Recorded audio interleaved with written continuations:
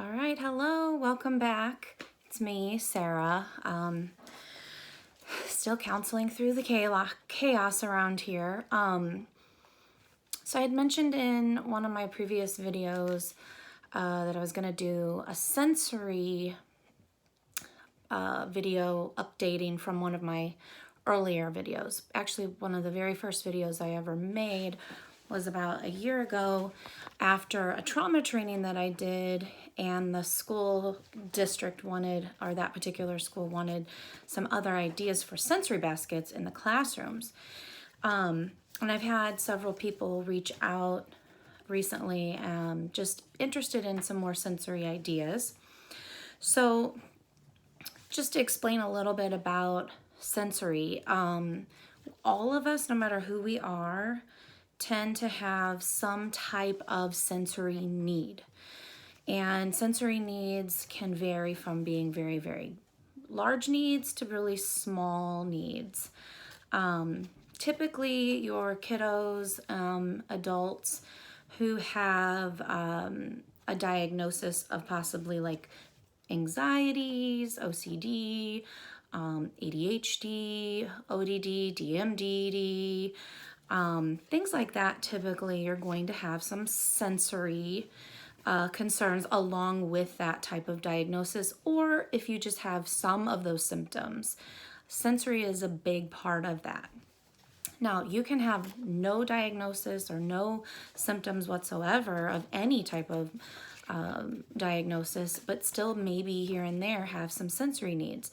So sensory needs come in two different ways. They come in having an overload of some type of sensory, or being deprived of a certain type of sensory that your body is craving, it's needing. So, people ask me, why do you think kids, even adults nowadays, why do you think we have such high sensory needs? Like, why is this all coming to light? And, there's just so many different answers to that. There's so many different parts to it. I think about, many, many years ago, our primary ways of work were very, very physical and laborious. And when you do a lot of physical labor, it depletes you of your sensory needs. So there's a lot of gross motor work in farming and factoring and building railroads and having gardens and planting and doing all of those things. So for one, I think our bodies as a whole and just society, because society has changed from a more physically laborious society to sustain ourselves, and now it's more industrial and we sit all day. We're under different lights, not natural sun.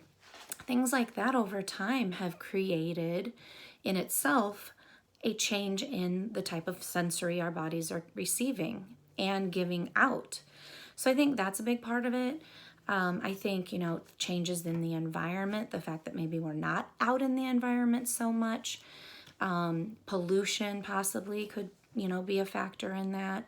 And definitely the advancement of technology. So much of our days are spent on screens, and that light, the blue light that comes in, and our eyes being, strained and sitting for long periods of time, just things like that. Even the fact that kids don't have recess for as long as they did when I was in school, forever ago. So just the advancement of our society and the changes that have happened over time, I think a lot of that has changed our body's sensory needs. So that's the best answer I can give.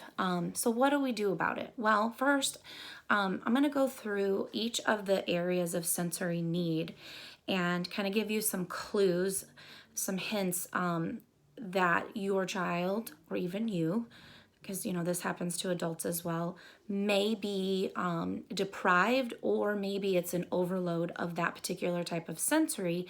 And then I'm gonna give you some ideas of what you could do. Now, when we're talking about sensory, we're just talking about those basic 5 senses that we learned in kindergarten: sight, smell, taste, touch, and hearing. And the thing about our senses is a lot of actually the way that our brains, the stress response of our brains, trauma, anxiety, the way we react to situations, first is stimulated or triggered by some type of sensory. So we either see something, we smell something, we might hear a sound, and that is a trigger for some type of stress response. So children, adults of trauma, if you feed your sensory needs appropriately and you help to calm them, it can definitely help you with anxiety. It can help you with stress triggers. It can help you with flashbacks. And it's definitely a really great mindful practice for anybody. So that's just a little added information about our senses, how important it is to take care of them. So the first area of sensory that I'm going to talk about is taste, oral sensory. So if you have ever seen a child with ADHD, you might notice that they chew a lot. They might chew on their collar. They might chew on their sleeve. They might chew on the end of their pencil. And that is definitely a symptom, a sign that some oral deprivation and oral needs to be fed. Even biting fingernails. A lot of times people think that that's an anxiety thing, which it can be. A lot of times it's sensory because they're chewing. So my child, who does have ADHD, that I've shared with you that before, he does tend to sometimes chew. He'll chew on his end of his straw when he gets it. He chews off all of his nails, things like that. So something that I had bought for him this year was one of these necklaces. And I got this on Amazon. It was pretty inexpensive, and it's made of like silicone beads, so he can basically chew on that. He picked out which one he wanted. They have all different kinds, like hundreds of them.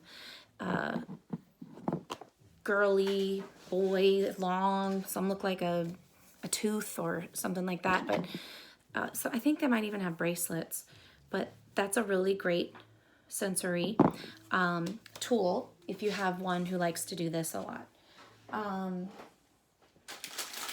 I use these a lot in therapy, and it's a peppermint, and this is a dual sensory. Not only does it help with the oral sensory for the sucking and focus with the peppermint smell, which is sensory too. So these are really good. Anything like that, you know, I have some kids who are like, I don't like peppermints, Mrs. McGrath. Okay, well, what do you like? Some kids get those strawberry-filled candies, or Jolly Ranchers, or a lollipop. Sugar-free gum is really good.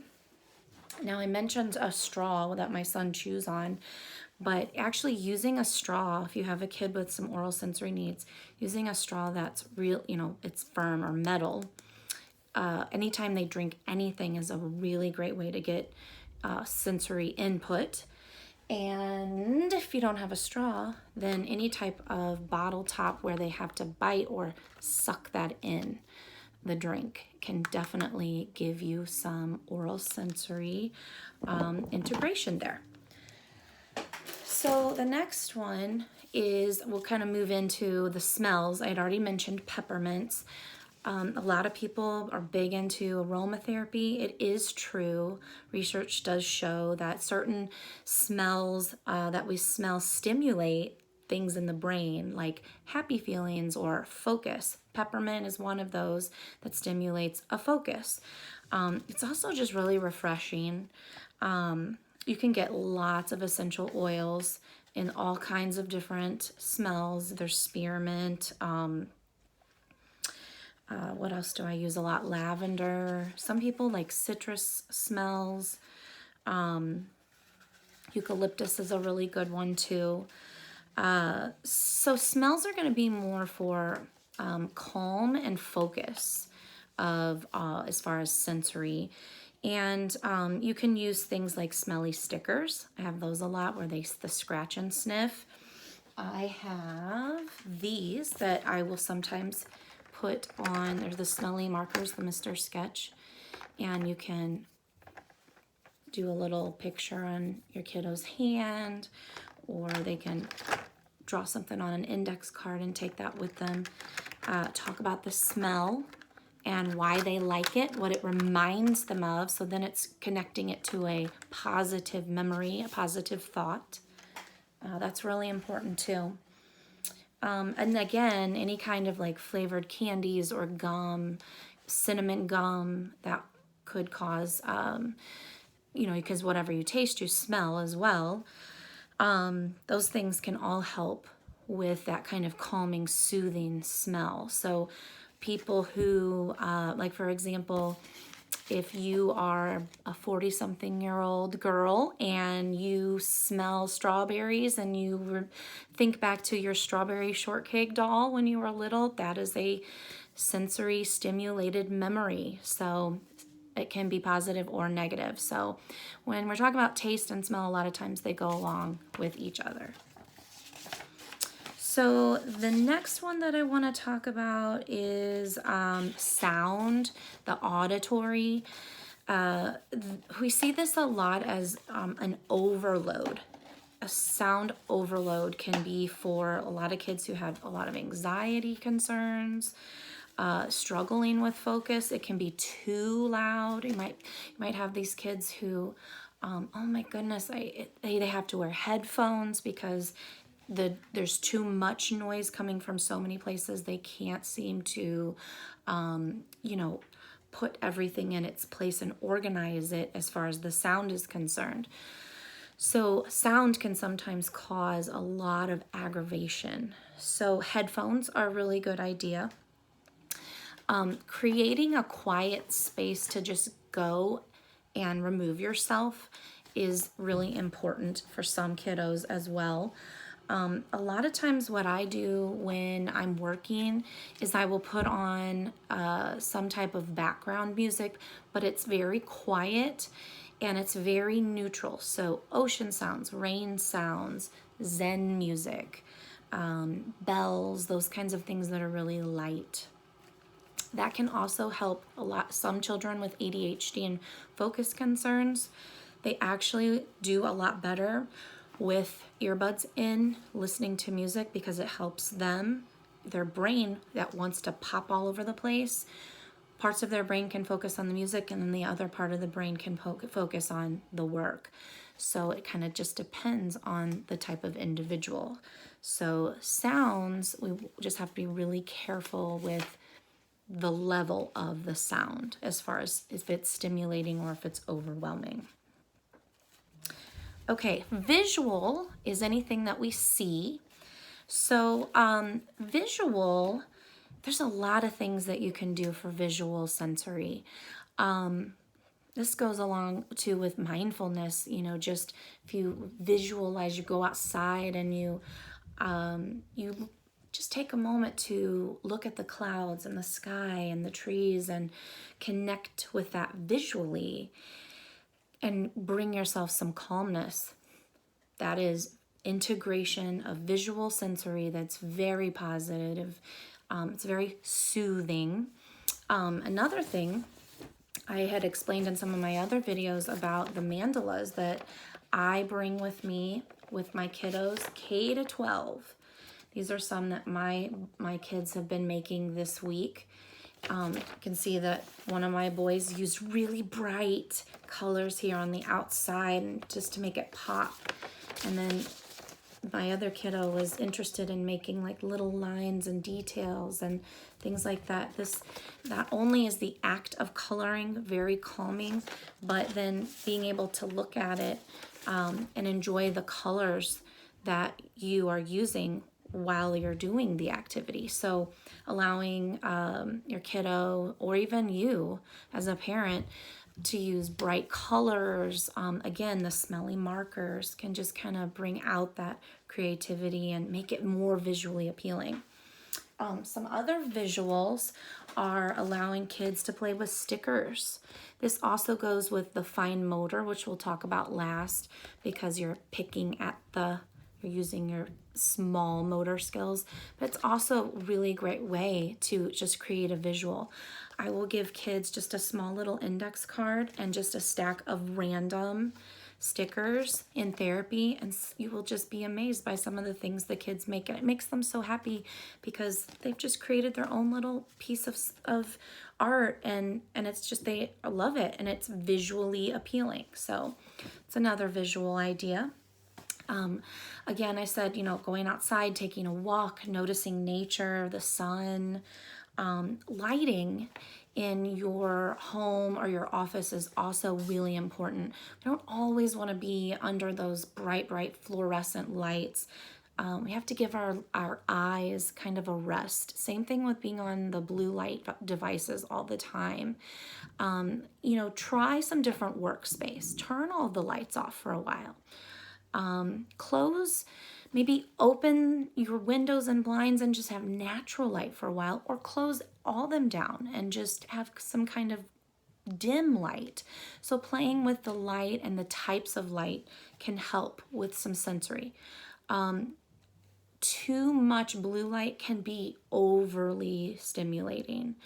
A lot of I like to, in my house during the day, I don't like to have my lights on. I like the natural light from outside. I just feel like it just feels so much more calming. So play with the light. Maybe have a really nice lamp that you have on while you and your child have reading together or something. It creates kind of a dimmer, calmer atmosphere. As far as thinking about the environment you're in, so I don't know if you guys noticed behind me, but this is my desk and my shelf with a lot of my books and things, but my walls in here are my favorite colors. This is my space where I go, my office, to work, and it is purple. And it has a lot of zebra print. Some of it even zebra is purple. And my kids are like, "You really like zebra print, don't you, Mom?" Yeah, I do. I enjoy the zebra print. I enjoy purple. It makes me feel happy. It makes me feel relaxed. So thinking about your environment, what makes you feel calm? What's appealing to you that you see? And create that. A lot of what I have in my office too, and I try to keep with me on hand to give out, is positive visual quotes. So like this one is "Live life in full bloom," or "Don't quit your daydream," that are just visually appealing. I have them all over. This one is one of my favorites. "You didn't come this far to only come this far." So having those visual reminders just to kind of focus on sometimes is definitely a way to get in that sensory and to practice some mindfulness. So I use what I call a Zen garden. I bring with me for some of my older students, and I'm going to be trying out something new with a little sandbox. So at the dollar store, I found these colored sands for $1. And I also had found really, really cheap these giant boxes. These are called my sensory toolboxes. And what I did was I put the sand in the box. And then I've bought some of these cute little some of them, like this one's an owl for my students to create. But then there's also these really beautiful rocks with texture. There's stones, these different colored stones that are also have some texture, so they can create a visual rock garden or fairy garden or whatever they want to call it. So that is not only using fine motor, but it's also using visual stimulation as well, visual calm, and being creative. So along with that, with the stones, here's one that's red, here's one that's kind of a teal, and they're very different, but you can even give a kid a stone and just say, you know, I want you to take a look at that. What does it remind you of? What do you notice about it? What color is it? What is the texture like? Same thing with the red. Does that color remind you of anything? You know, maybe that reminds you of a red strawberry. I keep saying strawberries today for some reason. I must want some strawberries. So not only are you looking at the visual aspects, but then you're trying to relate it to something else that might bring a happy feeling or a happy memory. So that's really important too with sensory, is to try to connect it to something positive. Okay, another thing could just be that you want to look at pictures of something that you love. So sometimes I just have a few minutes in between sessions and I'm feeling a little stressed. I'm kind of tired of looking at the environment I'm in. So I might just pull out my phone and look at a couple of pictures of my kids and my family, and you know, just to kind of, oh yeah, I remember that, and or gives me a little smile. So changing my scenery for just a few minutes and looking at something that brings joy. So that is how we can incorporate some visual stimulation. All right, the big one is the fine motor and the gross motor aspect. So fine motor is anything you use with your fine little motor fingers. And so just like with the sandbox, I use a Zen garden. The kids can manipulate the stones in the sand. Sand is a really great texture to work with. It's very soothing and calming. The other thing too is these stones, you can also use them, put them in your pocket. And again, you can create that connection. Okay, what does this stone remind you of? Does it remind you of that candy that you like? Don't eat it, but you can touch it and rub it, and you can keep it in your pocket for when you're getting a little fidgety. Same thing with this type of stone. It's a little bit more bumpy. You know, some days we may want something calming and smoothing in our pocket. Some days we might want something a little bumpy in our pocket. Those are very discreet as well. No one will know. Another idea, when we're talking about being discreet, is you could give your kiddo a paper clip, because it has just to fidget with in their pocket. It has the smooth sides, and then it has the ability to be bent, but also kind of that rougher part. And they could even do this with it to stimulate underneath their fingernail. So that's another idea. Again, slip it in your pocket, but keep it on your paper. It's a really good fidget. And as far as fidgets with your fingers, I would most likely stay away from spinners, cubes, and the squishy balls. Most of the time they cause too much noise, or they are just an overall distraction to everyone. So they defeat the purpose of what you're using it for. Stretchy balls, squishy balls tend to end up being too much like a toy. I have not had a whole lot of success with those types of fidgets. The more discreet ones are actually better. And I still do use things like Velcro, the soft and the hard on like, you know, a kid's chair or their table. I use things like that too. Or if you have some kind of just different shaped little blocks, these are called K'NEX, which are also a really great fidget tool. But even if you just had one, the way that it feels, kind of the smooth parts and the bumpiness. Again, it's very discreet in your pocket. So both of those, using them to connect and then also as a discrete individual fidget, is really good. If you're interested in buying things, there's always the magical putty, silly putty, brainy putty. There's tons of that stuff out there. My kiddos love that stuff.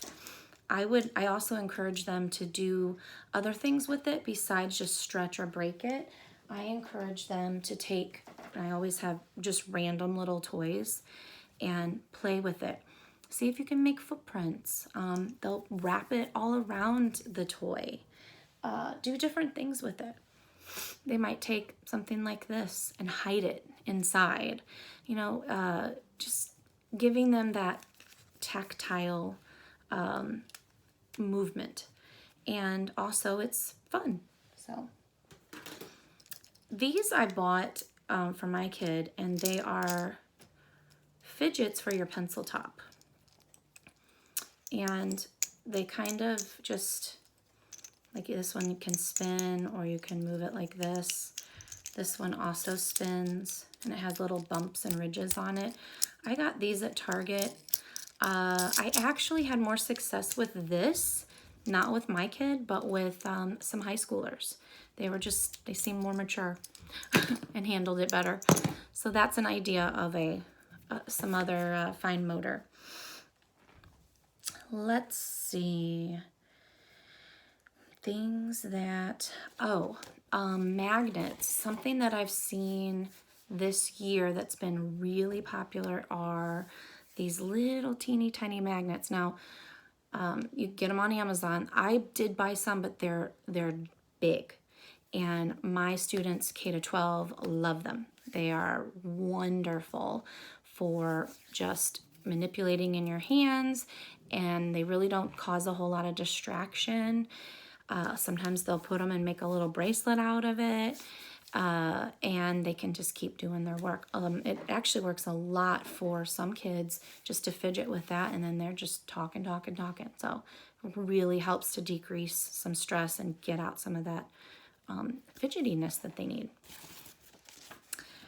Okay, so let's talk about the gross motor, which is the full body. We're using those large muscle groups to typically get energy out. So if you have a kiddo who jumps on the furniture, or who pushes really hard into a doorknob, who kind of seems to not have their space kind of figured out, or they might stomp really hard with their feet, or maybe when they give you a hug, it's like, whoa, man, don't knock me down. That's a child who's probably having some gross motor sensory, some symptoms of that. So anything you can do to use full muscle groups, jumping, jump rope, trampoline, swinging, bouncy exercise ball while they're working, dance, any kind of movement that crosses the body will also help with the brain getting the stimulation it needs for that gross motor. You might even notice that those kids like a lot of pressure, so hugs and squeezes, or you might try rolling them up. We used to call it making a hot dog. My cousins and I would roll each other up in blankets really tight, make a hot dog. There are some really, really fancy things out there that you can get, body socks and things like that. There's sensory swings and things too. I'm not going to say go spend a ton of money, but those all are some gross motor options, but you can find other ways that are not as expensive to integrate that too. Let's see, exercise band. You can do that by tying it to the bottom of a chair and having a child kick. Or if it has the handles on it, you can wrap it around their feet and have them pull it up like this, or up like this. So they can do that as well. So not just with their feet, but even their arms too. Deep pressure. So like carrying heavy loads. So if you have a kiddo that seems like they like the deep pressure, you can look into like some heavy blankets, putting a lot of blankets on top of them, or, you know, carrying a heavy backpack with lots of stuff in it, carrying a big pile of wood to the wood pile, or, you know, things like that are going to help to alleviate any of that stress they might be feeling from not having a lot of gross motor input. So I forgot to mention the symptoms of fine motor. So, but they're pretty obvious. For fine motor, you might see a kid that taps their pencil all the time, they're doing this, you know, like this, or they're picking at their nails, or they're cutting paper and they're not supposed to be. So that's what we consider fidgety. Also kind of moving around like this in your chair a lot, or getting up and walking around.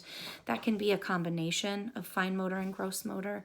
So you might want to combine the two together. And the reason why I say to kind of look at the signs is because you want to feed the need. So if you're someone like me who becomes very overwhelmed with a lot of bright light and ridiculously large amounts of like loud noise or multiple things going on, my brain just feels like it's gonna go. It's an overload. So I have to recognize that about myself, and I also have to recognize my children. What is it that they need? What kind of sensory needs do they have? I have one child who has sensory needs more when he's not able to ride his bike and he's not able to go outside and play and do things like that, because the gross motor needs are not being met. So, which is why we see kids get more rambunctious in the wintertime when they can't go outside and run and climb and do all of those things to get out that energy and to feed that gross motor need that we all need. So I hope that I maybe gave you guys some new ideas from the original video, and I again wanted to explain a little bit more about why sensory integration is important, why we might need it, and you know what things to look for. So, and in no way am I trying to diagnose or say, you know, your kid has a sensory processing disorder. They may, or they may just, you know, being overwhelmed by something, or there's been a lot of change lately. So the change in the environment, change in what's going on in the world. You might have an increase or a decrease in some sensory needs for your child. So just something for you to look out for, and some new things to try. So I hope that this has been helpful. If you have any questions, you can always comment or ask questions below. And yeah, I just really appreciate you tuning in, and good luck with all of your sensory needs, and take care. Bye.